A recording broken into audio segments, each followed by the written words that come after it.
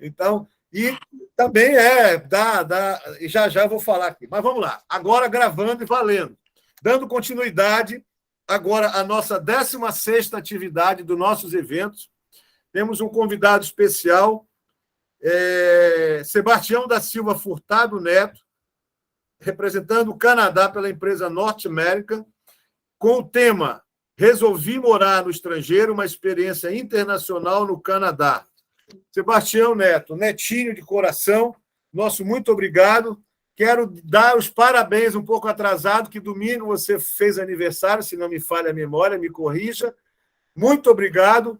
Dê aí o seu boa noite para nós começarmos a entrevista bem descontraída, trazendo essa experiência internacional que você tem aí, não só do Canadá, mas de muitos outros países. Obrigado, tio. Boa noite a todos. É um prazer enorme ter sido convidado, estar participando dessa enquete, dessa conversa. E é um prazer enorme para mim estar aqui mesmo. E isso está correto, meu aniversário foi mesmo do domingo. Obrigado. Ok. Bom, para que vocês que estão aqui assistindo, nós temos aqui professores, doutores, doutorandos, mestrandos, acadêmicos de graduação e várias outras profissionais. O Netinho não é acadêmico, então é uma experiência internacional para aqueles brasileiros que pretendem sair, o que vão enfrentar lá fora, né? Então, primeira pergunta seria assim, você não é bem uma pergunta, mas é contar um pouco da sua história de vida, bem resumidamente, obviamente, né? Os estados ou as cidades que você morou no Brasil e até chegar a esse momento atual, né, de vou decidir ir para o exterior, e no caso o Canadá, né, e a cidade que hoje você está morando. Primeira questão é essa. Para vocês que não sabem, né, a esposa do professor Ricardo é minha tia, ela é irmã do meu pai, e é desse início, né? Eu sou originalmente do Maranhão, a família, toda a nossa família é do Maranhão, e eu não lembro qual a idade que eu tinha quando saímos do Maranhão, mas chegamos a morar no Pará por um tempo. Eu não lembro quantos anos nós moramos no Pará, porque eu era muito criancinha, mas acho que foram de 2 a 4 anos, se eu não me engano, no máximo. Moramos em Capanema. Tenho memórias maravilhosas dessa cidade, eu gostei muito, todos nós, na verdade, minha mãe, todos meus irmãos, nós gostávamos muito de Capanema. Aí de Capanema nós fomos para São Paulo, para Indaiatuba, mais ou menos umas 2 horas de São Paulo, e lá nós moramos mais uns 4 anos também. Aí depois de lá voltamos para o Maranhão, para a cidade de Viana, de onde a nossa família é, e de lá eu passei estudei, eu terminei acho que o ensino não terminei o ensino médio, acho que até a 7ª série eu fiquei em Viana. Depois eu fui para São Luís, né, para a capital do estado do Maranhão, para estudar, terminar, fazer o ensino médio. Só que nesse meio termo, o meu irmão mais velho veio morar no Canadá, mas foi com uma intenção de ser, né, porque na época ele estava fazendo faculdade de Direito em São Paulo, e ele veio para cá com a intenção de trabalhar por 1 ano no máximo, para levantar uma grana, e voltar para São Paulo, que ele fazia faculdade de Direito em Campinas. Só que esses 6 meses e 1 ano acabaram se tornando, acho que uns 10 ou 12 anos, que ele acabou morando aqui, acabou criando uma família, foi casado, tem 2 filhas. E da experiência dele, por ele estar aqui no Canadá na época, ele acabou me trazendo pela primeira vez em 2007, se não me engano. Eu passei 6 meses aqui em Edmonton, na capital da província de Alberta, que é no lado oeste do país, perto da costa oeste, vizinha da costa oeste, que é a costa oeste do Canadá, é só a província de British Columbia, e Alberta é província vizinha. E passei 6 meses, só que eu nunca tinha saído do Brasil até então. Não falava inglês, não tinha nenhuma experiência com esse tipo de cultura, né? A não ser aquela cultura que eu tinha ao meu redor no Brasil. E eu me apaixonei. Era inverno aqui, eu vim em setembro de 2007 ou 2006, uma coisa assim. Tava outono, aí ficou o inverno e eu gosto muito do frio. E acabei me apaixonando, vi que o estilo de vida aqui é muito diferente do estilo de vida no Brasil.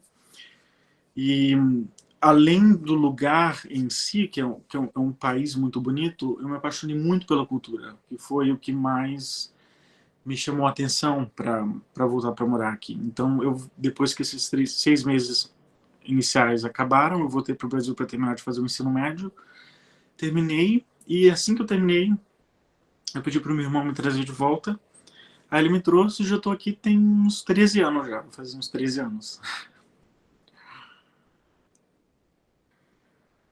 O senhor tá mudo, tio. Nesse momento, você já conseguiu, obteve o Green Card, né? Correto? Sim, eu recebi minha cidadania agora em maio desse ano, maio de 2022. Ah, no caso, então, é um up em relação ao Green Card, é a cidadania que você recebeu de canadense, é isso? Sim, eu recebi, agora eu tenho dupla cidadania, eu tenho cidadania brasileira e a canadense. Eu vim agora, inclusive, usando meu passaporte canadense. Perfeito.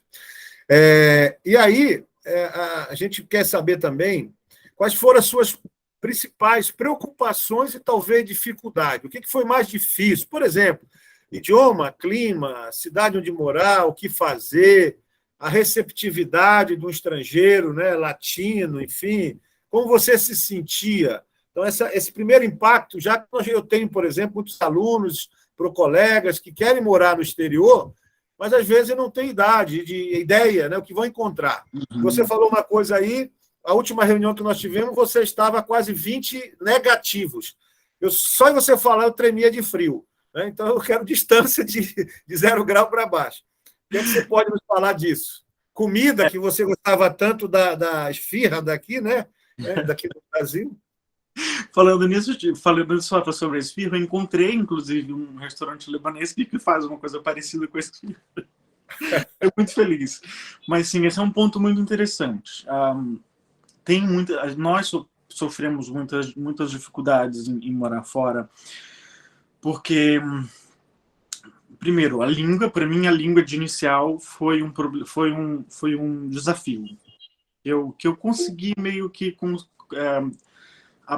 não aprender, mas quando os 6 primeiros meses que eu passei aqui, eu fui para a escola para uns 3 ou 4 meses, e nesse tempo eu consegui compreender a base da língua inglesa. Então, eu já conseguia entender, já conseguia me comunicar. E para quem quer uma dica de como melhorar a segunda língua que está aprendendo, é esquecer o português. E se você tiver um dicionário que tem uma tradução inglês-português, português-inglês, como exemplo, esqueça o dicionário, porque foi a partir do momento que eu fiz isso que eu esqueci, deixei de lado a conexão do português para tentar aprender inglês. Foi a partir desse momento que eu comecei a aprender inglês de verdade. Porque eu estava conversando até uns dias atrás com um colega meu que também tem inglês como uma segunda língua, e ele falou que até hoje ele ainda traduz tudo na cabeça dele, só que de uma forma muito rápida. Eu não traduzo nada. Quando eu estou falando inglês, eu penso em inglês, e quando eu estou falando português, eu penso em português. Eu não sei como explicar, mas assim funciona. Mas os desafios iniciais. Esse tempo que eu passei na escola, esses 3 ou 4 meses que eu estudei na escola, isso mesmo, eu mergulho na língua, isso mesmo. Eu sofri muita dificuldade, porque eu não sabia falar inglês. Eu fui o primeiro brasileiro a estudar nessa escola. Não existia ninguém que falasse português, pelo menos que eu conhecesse. Não, por eu ser o primeiro brasileiro, eu não tive contato com outras pessoas que falavam a mesma língua que eu. Então, isso foi uma coisa que ajudou muito que eu entendesse mais e compreendesse mais a língua. Só que, em termos de amizade, em termos de círculos de amizade, eu não consegui fazer amizade com nenhuma pessoa canadense, vou colocar entre aspas, porque eu vou dizer canadense brancos, né? Aqueles que nasceram aqui, que têm o histórico europeu, da Inglaterra, Escócia, esse tipo de coisa assim. Os amigos que eu fiz, né, nessa época de escola eram todos latinos, com Venezuela, Colômbia, Chile, México, porque tem uma certa, existe uma certa, eu não quero usar a palavra discriminação, mas até que é um pouco. Resistência. Sim, dos canadenses em si. Eu estava até analisando isso um tempo atrás, depois daquela nossa conversa, que o meu círculo de amigos, a grande maioria são pessoas também que são migrantes. As pessoas com quem eu convivo e fazem parte do meu ciclo são pessoas de outros países, Afeganistão, Filipinas, Japão, Índia, qual outro país? Vai ser vários países assim, diferentes. Porque o canadense em si, aquela pessoa que nasce aqui de uma família branca, né, que a gente está falando de aqueles loiros e tal, eles têm um certo rejeito. O canadense é um povo muito acolhedor, muito educado, só que eles não são muito de se abrir, né? Eles não são muito de fazer amizades com pessoas que não são né, canadenses em si.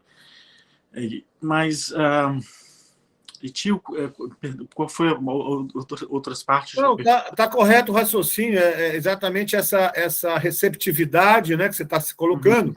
Eu acrescentaria que, para as pessoas que ainda não lembram disso ou não conhecem, é um país que fala duas línguas, né, mas que é uma parte do país que tem. Você poderia nos explicar também sobre a questão do francês, que acontece aí, né, para nós passarmos para uma outra indagação diferente. Isso. Oficialmente é um país bilíngue, né? Francês e inglês. Só que são pouquíssimas províncias onde realmente o francês é a língua onde é falada. Quebec, que é a província que é 100% francesa. New Brunswick, que é a única província que é realmente bilíngue. Para você ter um trabalho no governo, você tem que falar as duas línguas. A única província no Canadá que requer isso. E tem, né, bolsos, que nós falamos em inglês, pockets, em províncias de Ontário, em províncias de New Brunswick, não New Brunswick, e algumas outras províncias para o leste canadense, onde existem comunidades que são francesas, mas o resto do país é tudo inglês. E Quebec é uma província diferente, porque aqui no Canadá tem o governo federal, como no Brasil tem também o governo estadual, que aqui é formatado de uma forma diferente, é provincial. Então, todas as províncias aqui têm muita autonomia sobre tudo.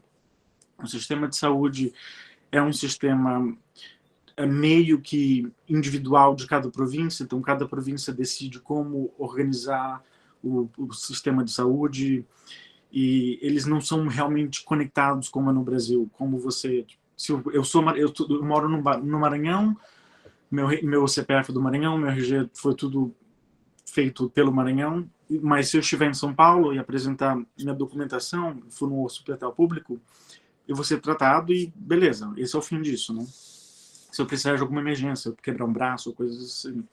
Já que no Canadá é um pouco diferente. Se eu moro em Alberta, se eu estiver em Quebec e precisar de um serviço de urgência dessa forma, a província vai me tratar, sem questões a perguntar, só que ela vai mandar a conta do meu tratamento para a Alberta. Então, e eles têm caps, né, que a gente fala que são meio que limites que eles pagam para certos específicos tipos de atendimento ou de tratamento. Então, se de vez em quando tem uma briga entre as províncias para quem vai pagar o quê. Então, isso eu acho um pouco interessante. Mas, voltando um pouco àquele assunto também sobre adaptação, eu já trabalhei, eu já estou nessa companhia onde estou atualmente há 5 anos, só que antes dela eu trabalhei em uma outra companhia que, o SUS é muito bom, na verdade o SUS é muito bom. Essa companhia anterior era uma companhia de limpeza industrial, e eu conheci pessoas de vários países lá, vários países da África, inclusive, e essas pessoas que trabalhavam lá tinham vários médicos, vários dentistas que trabalhavam como em serviço janitorial, assim que se fala, de limpeza. E aí você se pergunta como é que a gente vê um médico, né, um advogado, um dentista trabalhando como esqueci, tá fugindo das palavras assim na minha cabeça. Trabalhando em limpeza. Serviços gerais. Serviços gerais. E é porque no Canadá é muito difícil você traduzir o seu diploma. Se você vem de um país onde a língua oficial não é inglês e não tem como tipo assim, você vem o Brasil como exemplo. Se eu viesse do Brasil com o meu diploma de dentista ou de médico, é difícil, porque eu tenho que traduzir. O processo de tradução do diploma em si não é tão difícil, só que você vai ter que estudar, você vai ter que voltar para a escola para adaptar para o sistema canadense. É muito rígido isso, ele não tem validade. Até países mesmo como a África do Sul, nós temos um conhecido que ele é médico, ginecologia, médico obstetra, eu acho, da África do Sul. Ele teve a maior dificuldade de traduzir, de conseguir o diploma, de validar o diploma dele da África do Sul no Canadá, porque o Canadá queria que ele provasse a proficiência em inglês, sendo que inglês é a língua dele. Foi uma coisa muito interessante. Demorou acho que uns 4 ou 5 anos para ele conseguir fazer a validação. E tem um outro médico agora, inclusive, na nossa cidade, que ele é brasileiro. Ele é do Sul, se eu não me engano. Não me lembro de qual estado ele é do Brasil, mas ele falou que demorou muito. Ele teve que estudar mais 3 anos aqui no Canadá, depois de fazer tradução. Deixa eu tocar aqui para ver. Ok. Está colocando que o próximo... eu estava vendo aqui o que o Carlos falou. Validação de diploma na área de saúde é muito difícil mesmo. Então, por isso que a gente vê várias vezes médicos, advogados trabalhando como taxistas, como na área da limpeza. E a gente para assim e se pergunta, né? Por quê? Mas é porque o Canadá é um país que recebe muito pessoas, recebe muito imigrantes. Então, o Canadá é um país que foi construído por imigrantes de uma forma geral. E até hoje ele acolhe muito pessoas que têm vontade de morar no Canadá e de fazer desse país o lar deles, mas também acolhe muito pessoas que estão fugindo de guerra, né? Pessoas que estão fugindo esqueci a palavra, refugees, refugiados. Eles ajudam muito, muito refugiados. E tem uma certa, né? Tem um certo sentimento, não geral, mas existe uma pequena parcela da população que tem problema com isso, que não gosta de que o país traga tantos refugiados, porque acha que o governo está desviando dinheiro e fundos que deveriam ser investidos em outras formas para as pessoas que já moram no país, para focar em refugiados. É um assunto muito delicado, em geral, no país, mas quem é que gostaria de fugir, né, de ter que deixar tudo para trás para mudar para um país onde você não fala a língua, ter que deixar a sua profissão, a sua casa, tudo que você conhece para trás, para ir para um país que não tem nada a ver com você, nada a ver com sua cultura, se submeter a trabalhos que você nunca imaginou na sua vida. Então, é complicado. Existem muitos desafios. Mudar para um país... no Brasil a gente sempre, né, acha que vou morar nos Estados Unidos, na Europa, o Canadá é maravilhoso. Tem muito lado positivo, mas também é muito difícil. Para mim, a maior dificuldade que eu senti... Desculpa, tio. Não, eu queria aproveitar exatamente isso agora, né? Suas experiências, e é comum, né, o brasileiro sair, lavou prato, sentou cimento lá, parede, dirigiu, e você hoje está numa mineradora, numa responsabilidade, você trabalha num hospital, até para as pessoas saberem como é que funciona a questão trabalhista no Canadá, que é bem diferente. Você trabalha, ganha, tem folga, não ganha, e assim por diante, né? E não é porque você é brasileiro, tanto é que você agora tem 2 nacionalidades, então continua a mesma coisa. Fale um pouco dessas experiências rapidamente que você passou até onde você está hoje, trabalhando, e como é que é essa forma de trabalho que acontece lá, tanto dia de trabalho, tanto dia de folga. O pessoal, você tem muita folga. Mas tem folga, mas não tem dinheiro, né? Fala aí pra gente.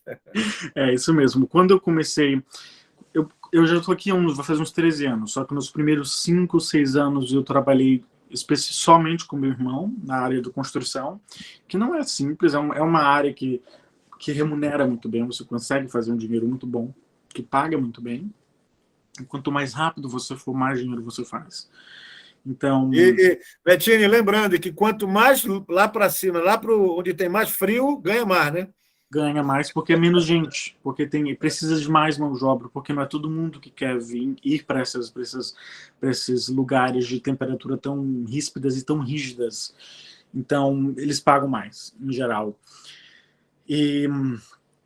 Só que depois que eu parei de trabalhar com meu irmão, foi muito interessante, porque foi nesse momento que eu fui introduzido realmente ao mundo do trabalho de verdade, né? Porque eu trabalhando com meu irmão, eu estava trabalhando na companhia dele, era uma coisa pequena, que nós prestávamos serviços para outros construtores, que eram de boca em boca, sabe? Nada muito, sabe, grande, nada muito fantástico. Então, eu fui para essa companhia de limpeza e trabalhei lá por 1 ano.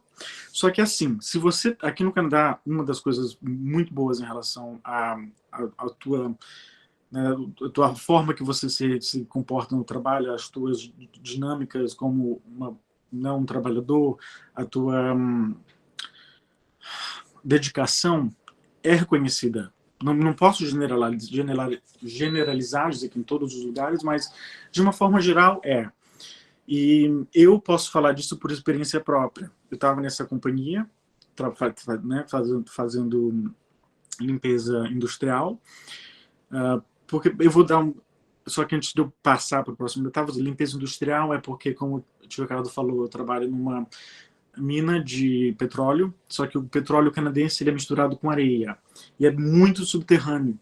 Então, eles precisam escavar todas essas camadas que estão em cima da areia, que a gente chama de bitumen, que é o petróleo misturado com areia. E quando chega nessa área que fica bem profunda, a companhia mãe, que no caso é a Suncor, ela vem e eles mesmos extraem a areia com petróleo, eles fazem a separação lá e enviam o produto, a matéria-prima, para outros lugares para ser transformado em vários produtos, como gasolina, plástico e etc. Então, eu trabalhava nessa companhia de limpeza, né, fazendo a manutenção dos prédios, e aí depois de 3 ou 4 meses eu fui para uma outra área dentro da mesma companhia, que era para fazer limpeza de equipamentos, com equipamentos de alta pressão e alta temperatura também. Quando eu completei 1 ano de trabalho dentro da companhia, eles já tinham me oferecido 2 posições de supervisão. Só que nesse mesmo tempo, eu também já tinha aplicado para outros trabalhos, porque eu queria diferenciar, eu não queria ficar lá por muito mais tempo. Só que a oportunidade de ter, né, essas 2 oportunidades de trabalho como supervisor, essa promoção, foi uma coisa muito boa, seria uma coisa muito boa para o meu currículo que eu tenho, né? Nessa experiência como supervisor aqui dentro. É uma coisa que pesa muito. Só que eu cheguei, e nesse mesmo momento, na mesma semana que eu fui oferecido essas 2 posições, eu recebi uma ligação da companhia onde eu estou atual, que é uma companhia muito maior do que onde eu estava, é a maior companhia contractor, né, que é o subcontrato, eu acho, não sei explicar como no Brasil, é uma empresa contratada pela Suncor, é a maior dentro da Suncor. É uma terceirizada. Isso, obrigado. É a maior companhia terceirizada hoje prestando serviço para a Suncor. tanto que nós compramos, tipo assim, vários caminhões, carretas da Sancó e a gente está alugando para eles de volta o caminhão. Então, tá bem interessante. E aí eu conversei com o meu supervisor na época, que tinha me oferecido essas posições. Eu falei, o que você faria? Ele falou, ó, vai doer muito te perder, mas eu iria para North American. Aí eu fui para North American e já estou lá tem 5 anos. Só que quando eu fui para North American, entrei na posição que eu estava na época, que era fazendo a manutenção de equipamentos. Só que na companhia anterior eu fazia manutenção de equipamentos leves e na North American eu fiz aqui manutenção de equipamentos pesados. Então a gente está falando de escavadoras, de dozers, shovels, não sei como traduzir isso para o português, mas são equipamentos muito pesados, muito enormes, tamanhos de prédios, assim, 3, 4 andares. Então foi uma experiência muito boa. Só que depois de 4, 5 meses, eu fui trabalhar, eu acho que é almoxarifado que se fala em português, um dia lá, e eu gostei do trabalho, gostei da dinâmica do trabalho, que é uma mistura de almoxarifado com tool crib, que tool crib a gente fala é onde nós entregamos as ferramentas que os mecânicos precisam. E eu gostei bastante do trabalho, eu acabei ficando... Aí eu falei para o meu superintendente, ó, eu gostei do trabalho, se você quiser, né, se surgir uma oportunidade, eu gostaria de ser transferido para lá. Eu fui transferido, fiquei lá uns 4 anos. Aí agora, em janeiro desse ano, eu fui promovido para Parts Technician, que é uma... onde eu não sei qual o nome, tem um nome específico em português, só que eu não estou lembrado agora, onde você ordena as partes, né, dos equipamentos que estão sendo trabalhados. Então, tipo, a roda direita do caminhão quebrou, né? Eles me mandam, ó, a roda aqui quebrou, quais são os materiais que nós precisamos para fazer esse trabalho. Aí eu falo, né, eu puxo lá eu ordeno todas as peças. Então, em 5 anos eu saí de manutenção de equipamento pesado para hoje eu tenho meu próprio escritório.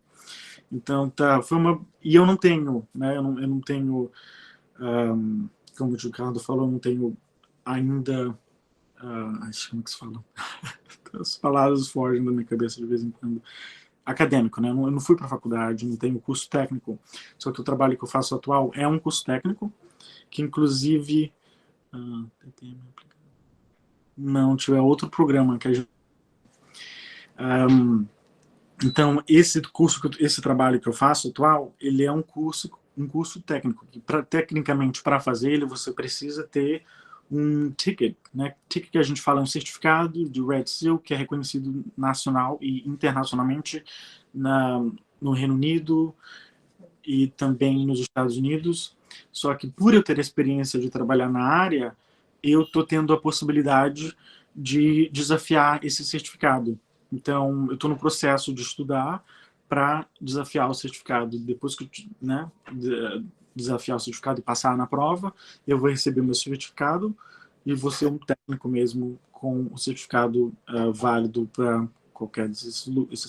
Só para ajudar na explicação, desafiar é passar num teste após esse período de estágio, digamos assim, isso. E é como se tivesse aqui no nosso caso do auxiliar de enfermagem, né, se preparando, né, para atuar efetivamente, né? Então tem essa conotação, não é isso? E não é, porque eu já faço o trabalho efetivo. A diferença entre mim e os meus colegas de trabalho que fazem o mesmo tipo de trabalho, eles têm o certificado já. Pois é, mas aí você passa a ganhar mais, não é isso? Quando você tem a certificação, pois é. Essa é a maior diferença, que eu vou receber um aumento. Mas, então, se você é um bom trabalhador, você é reconhecido e você é respeitado. Sabe? Não vou dizer que não tem preconceito contra as pessoas que fazem os trabalhos gerais de limpeza e tal. Tem, né? Existem, porque nós estamos falando de seres humanos. São culturas diferentes, mas né, o ser humano não muda. Pode estar na China, pode ser no Japão, pode ser no Brasil, Estados Unidos. O ser humano é o ser humano em qualquer lugar. Então, os sentimentos são iguais. Existe sim preconceito contra pessoas que trabalham de limpeza, que trabalham, né, na construção. Eles são vistos como pessoas com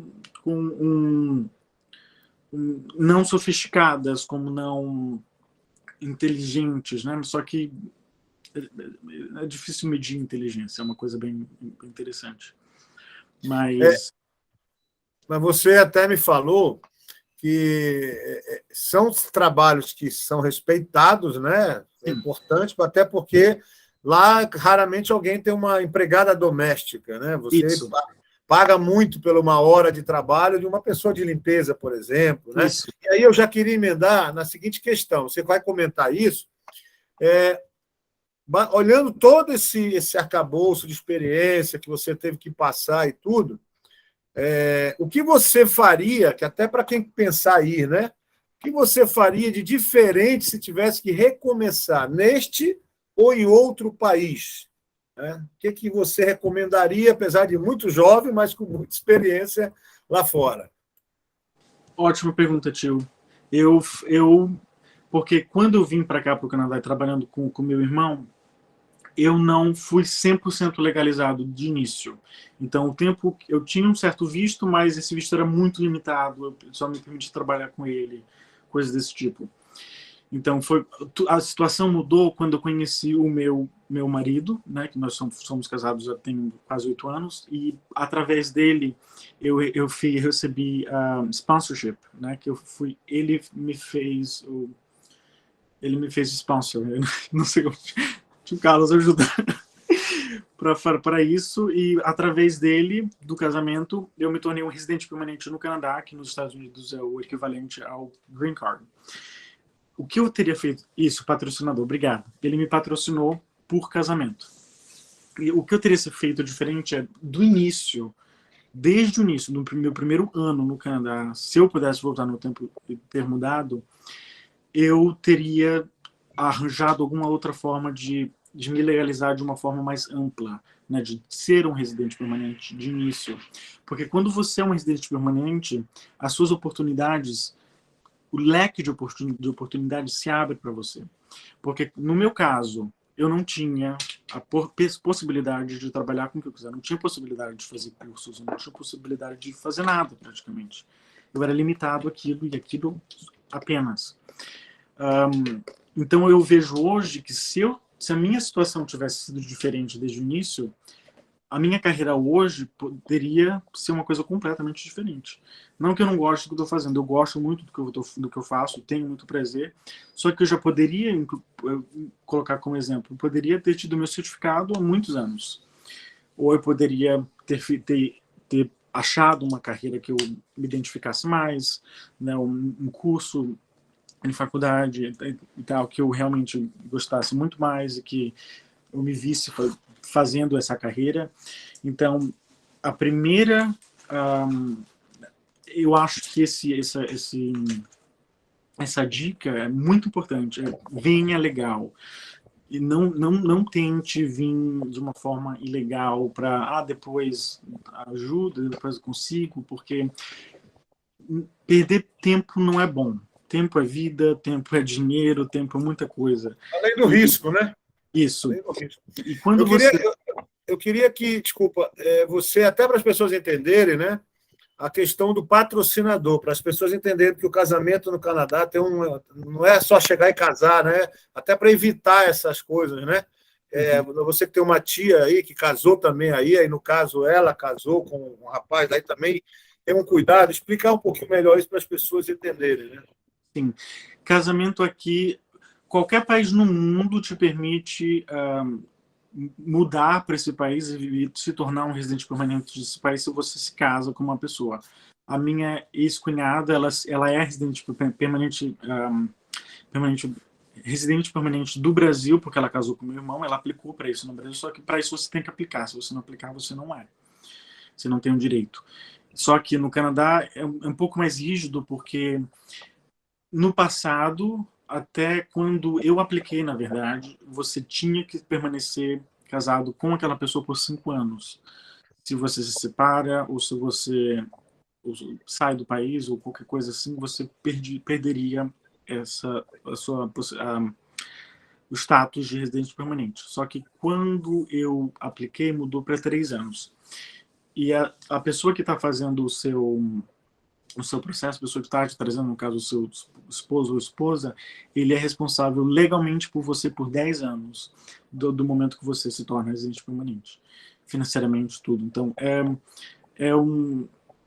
pode ser que seja, né, uma coisa bem árdua para vários casais, mas, em geral, assim, o Canadá não é tão difícil porque tem outros países na Europa, especialmente os países nórdicos, né, que eles são bem complicados. A Alemanha exige que você fale alemão, o Canadá quer muito que vale, só que não é 100% obrigado, né? Eu não fiz o teste de proficiência em inglês porque eu mostrei o meu histórico escolar em que eu tinha notas muito boas em inglês e eles aceitaram isso.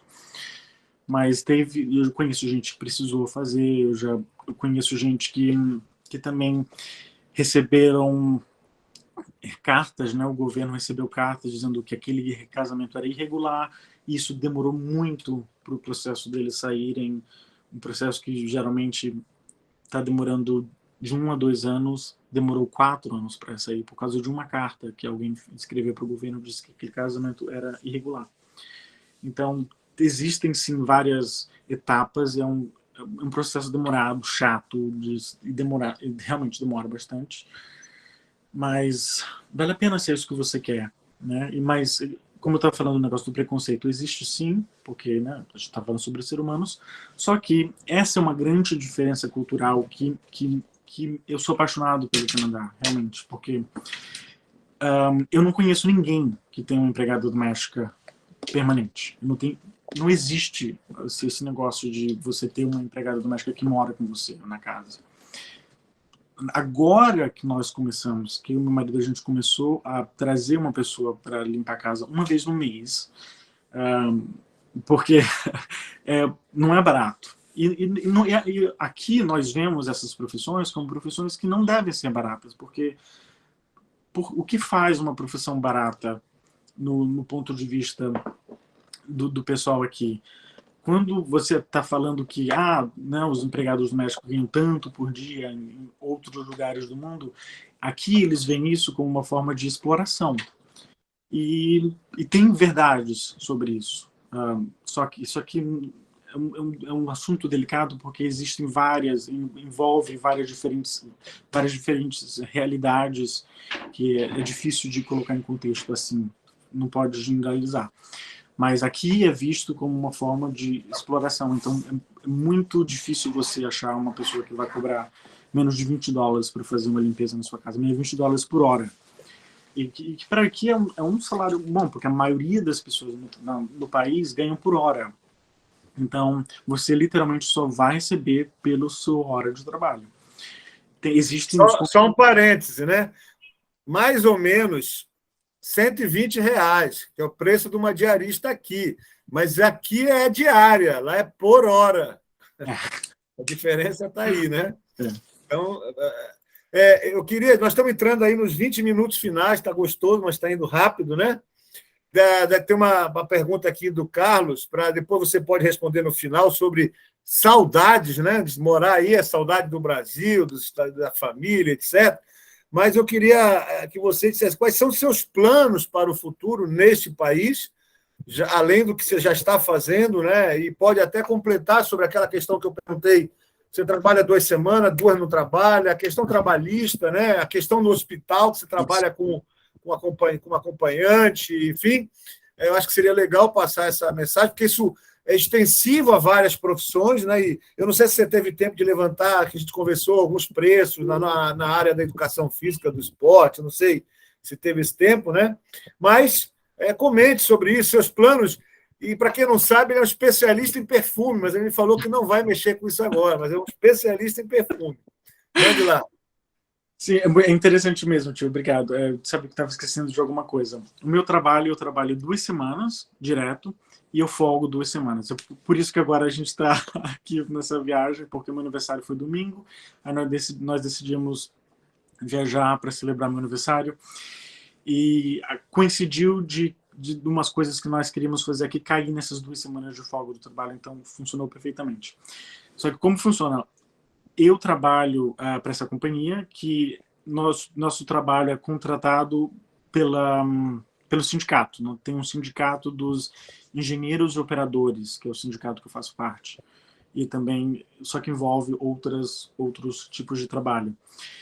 Então, as pessoas que trabalham para a companhia em si, né, que são contratados diretamente pela North American, mas não pelo sindicato, eles são contratados mesmo, eles são os contratos anuais, que eles não trabalham em feriados, esse tipo de coisa assim, só que por nós sermos contratados através do sindicato, nós temos os nossos schedules que mudam que variam bastante dependendo do trabalho que você faz. O meu trabalho, eu trabalho 2 semanas e folgo 2 semanas. Eu trabalho por hora, então eu tenho meu valor fixo, que é, né, eu ganho tanto por hora, que é o que eu ganho por aquilo, pela hora trabalhada. Quando eu não trabalho, tipo nessas 2 semanas que eu estou de folga agora, eu não recebo. E isso é de uma forma geral, na grande maioria dos trabalhos, que eu acho que é uma coisa que meio que o Brasil está querendo adaptar um pouco. As leis trabalhistas aqui são muito mais relaxadas do que no Brasil. Aqui não existe carteira de trabalho. Eu acho que é uma coisa bem exclusiva do Brasil, se eu não me engano, a carteira de trabalho, que literalmente você só ganha pelo que você trabalhar. E a mesma coisa também vale para advogados, médicos. Se você, só que também eu acho que no médico e Brasil, eu não sei como funciona, porque eu nunca lidei com essas coisas no Brasil, sendo um adulto, eu não sei se é por hora ou não, mas aqui é tudo por hora. Então, se você não trabalha, você não ganha. Essa é praticamente a base. Então, isso Planos, motiva as pessoas a trabalharem mais ou não. planos para o futuro? Planos para o futuro. O meu marido, ele é enfermeiro. Ele é enfermeiro da UTI, que é uma área bem específica, né, na medicina para assim, trabalho. Esse salário mínimo piso salarial varia muito de província para província, tio. Tem províncias que é $10, tem províncias que é $12, tem províncias que são Alberta, se eu não me engano, que é onde eu moro, é $15, se eu não me engano, que é o salário Quando você mínimo fala $10, $15, é a hora. por hora. Porque é isso que esse que é o salário mínimo, é estabelecido por hora. Para vocês verem como é diferente, né, do Brasil. Planos para o futuro, eu tenho esse trabalho no hospital, que não é um trabalho voluntário, apesar que ele poderia ser pela dinâmica e do trabalho em si. É um trabalho que eu só vou quando eu quero, porque não é um trabalho full-time, é casual. Então, ele me permite que eu tenha essa liberdade de ir só quando eu sentir vontade, praticamente. Um trabalho que consiste simplesmente de sentar, né, numa cadeira e observar o paciente que está na cama, que está precisando de atenção constante. É esse o nome do trabalho, constant. E porque, por vários motivos, pode ser que ele esteja com perda de memória, ou esteja morrendo, ou né, apresente perigo para ele mesmo ou para outras pessoas, pode cair, esse tipo de coisa assim. E também a mesma coisa, eu trabalho por hora, eu recebo por hora, só que por eu ser casual, eu tenho menos direitos do que uma pessoa que tem um trabalho, né, full time, que é o tempo período integral. Mas planos para o futuro, eu mencionei esse trabalho porque eu peguei esse trabalho no hospital com a intenção de entender e observar qual é o dia a dia em um hospital, em um sistema hospitalar. E é uma coisa que eu gosto muito. Eu sempre senti que trabalhar na área da saúde fosse uma coisa para mim, porque eu gosto muito de saber que eu estou podendo ajudar uma pessoa que está precisando de ajuda em um momento muito delicado, muito vulnerável da vida deles. Então, toda vez que eu levo uma água para uma pessoa que não pode se levantar da cama, isso é uma coisa que me dá muita alegria. Então, eu tenho vontade de ser enfermeiro. Então, é isso que eu estou meio que alvejando para o futuro. Eu não sei quando que eu vou, né, iniciar os estudos, mas no momento eu estou com isso na cabeça. Nesse caso, se você deixar de ser ocasional na saúde, você ganharia mais na saúde do que ganha na empresa de petróleo? Sim. A hora de um enfermeiro é muito bem paga onde nós moramos. Só vou perguntar aqui para ele, what's the average price what's the cap for nursing? In Alberta? Yeah. I'm at the cap. And what is it? 51.79. O cap, que é o topo da hora de um enfermeiro, é 51 dólares que eles fazem por hora, só que demora 9 anos para chegar nesse topo. Só que não, assim, porque são aumentos pequenos que acontecem no decorrer dos 9 anos. Então, tem isso.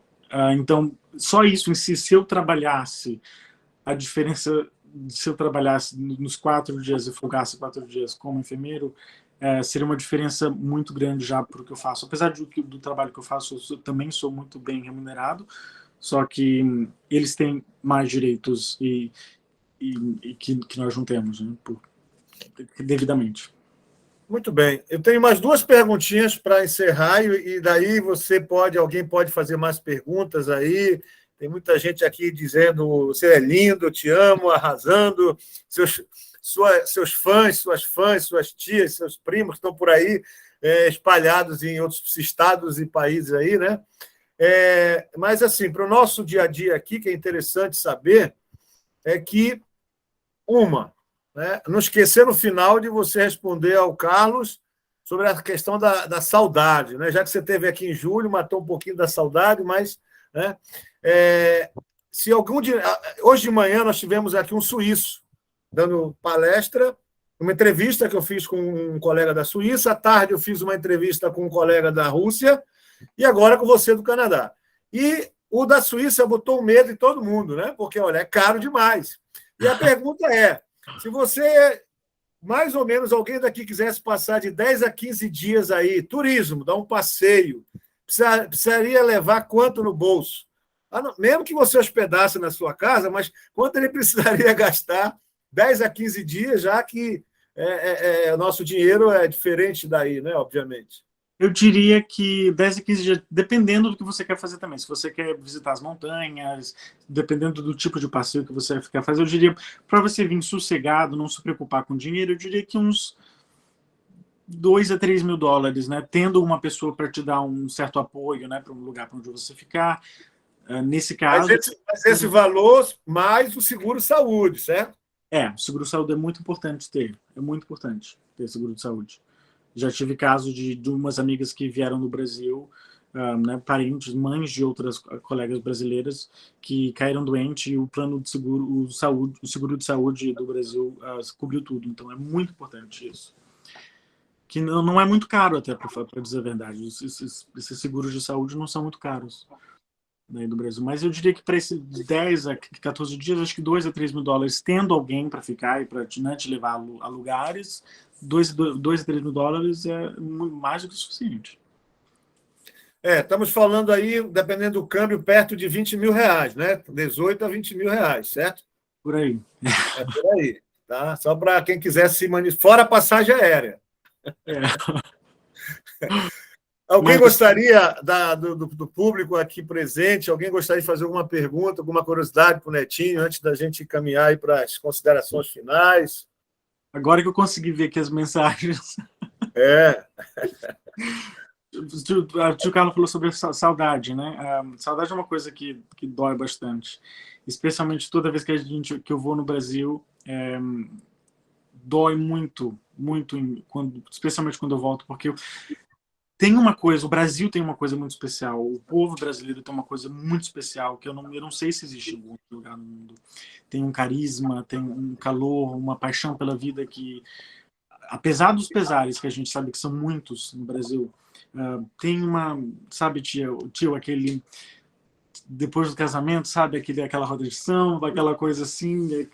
Eu me emociono muito toda vez que eu vou para o Brasil, porque eu sinto muita vontade de morar, só que ao mesmo tempo eu sei que infelizmente não dá, por vários fatores, especialmente os fatores sociais, para mim. É o que me bloqueiam de voltar para morar no Brasil. Eu tentei me readaptar depois daqueles 6 meses que eu morei aqui, iniciais, foram muito difíceis. Os 3 anos que eu voltei para o Brasil, depois desses 6 meses, foram muito, muito difíceis. E foi o que me levou a vir para cá permanentemente. Então, eu amo morar no Canadá, adoraria morar no Brasil, mas não dá mais, até porque a minha vida adulta inteira foi no Canadá. E eu tenho certos valores como ser humano que não tem espaço. A sensação que dá é que eles não têm espaço no Brasil, não são respeitados. E isso dói muito, machuca muito. E como o tio Carlos falou, são escolhas e renúncias, né? É isso, 100%. Certo. E para matar a saudade, nós criamos o programa Eu Gosto de Samba. Entre no nosso canal que você vai estar assistindo os nossos sambas aí, né? Aqui no chat tem Sua Felicidade Está Aí, Escolhas e Renúncias, que é o que você passou, Saudades, Saudades, Meu Príncipe Lindo, Te Amo, trabalhar bastante para visitar, né? Tem gente aí que vai começar a guardar dinheiro. Alguém está falando muito orgulho de você. Enfim, tem várias mensagens aqui muito interessantes. E alguém mais quer fazer alguma pergunta? Alguém levantou a mãozinha, mas aí caiu, não sei, para eu não deixar alguém com alguma curiosidade aí sem perguntar. Fica à vontade. Eu sei que ele está cansado lá, já são 2 da manhã, já? Que nada, nem estou sentindo. Agora que vai fazer uma, se quiser, pode continuar. 1 da manhã. A Josiane está falando aqui, sucesso e felicidade. Obrigado. E, bom, lembrando que ele não está no Canadá, né, está em Paris. Em nome da coordenação geral, Netinho, a gente quer muito agradecer que quando eu faço esse tipo de evento, né, é uma possibilidade das pessoas ouvirem. Não basta eu contar a minha experiência de ter visitado vários países. Melhor do que isso, alguém que foi para lá, lutou, está lá, mudou de cidadania, está trabalhando. Então, para os que estão nos assistindo agora, neste evento a gente conseguiu reunir efetivamente 13 convidados internacionais representando 11 países. 11 países, né? Então, está sendo muito interessante essa troca de informações. Tem muitos acadêmicos que têm aí um sonho, né? Eu acho que é importante, mas saber que... eu adoro frio. Tem gente que adora frio porque viu, adora neve, mas porque viu na televisão, né? Na hora que vê a neve caindo na cabeça, vem embora na hora. Nunca teve que limpar a neve da frente da casa. Você ter que tirar a neve, outra é você não poder fazer barulho, né? Então, tem muita coisa que tem que se respeitar nos países em que você visita, que as pessoas, às vezes, não têm essa ideia, né? Só faz, eu quero morar lá. Tá bom, mas... Bom, começa pela língua estrangeira. Então, acho que isso é importante. Olha aí, a moça está falando que com 19 graus já fica com frio, né?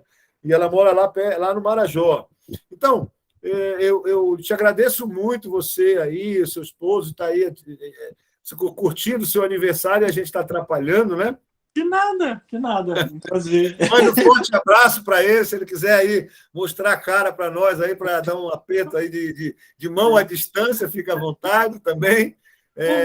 Então, eu te agradeço muito essa experiência. Opa, amigo, tudo bem? Né? Esteve aqui com a gente agora em julho, que legal. Obrigado aí pela possibilidade. Então, repetindo, fico muito agradecido e espero que quem assistiu, né, tenha curtido, tenha tirado algum aprendizado disso, né? Então, o nosso link está aí, a nossa atividade vai todos os dias até esse horário, até no sábado, no domingo é de manhã. Nós ainda vamos ter aqui um representante da Nova Zelândia, da Austrália, dos Estados Unidos, do El Salvador e do Paraguai. Então, vamos ter aí muitas experiências interessantes, né? Então, obrigado mais uma vez E aí, os 30 segundos, minutos finais, das suas considerações finais.